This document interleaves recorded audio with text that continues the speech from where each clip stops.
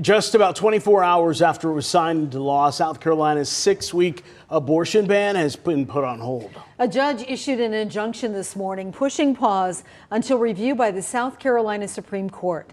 Taggart Houck is following this. He joins us in studio to break it all down. Tag. And Carol and Nigel, lawmakers knew when they passed this bill that it would face the state Supreme Court. The court, if you remember, struck down the previous 6-week ban back in January, but the makeup of the bench since then has changed, as has some of the language in the bill. Yesterday, Governor Henry McMaster signed the ban into law. It outlaws abortions after a fetal heartbeat is detected, which is at about 6 weeks. There are exceptions that allow an abortion up to 12 weeks.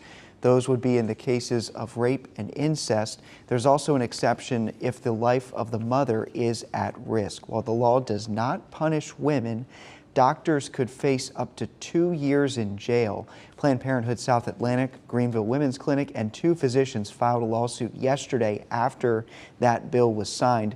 They are pleased with the judge's ruling today and say the law is already creating issues.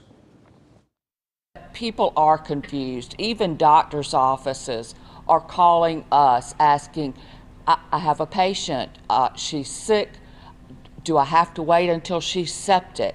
They're asking us for advice because hospital attorneys, attorneys for medical associations are also unsure what is happening.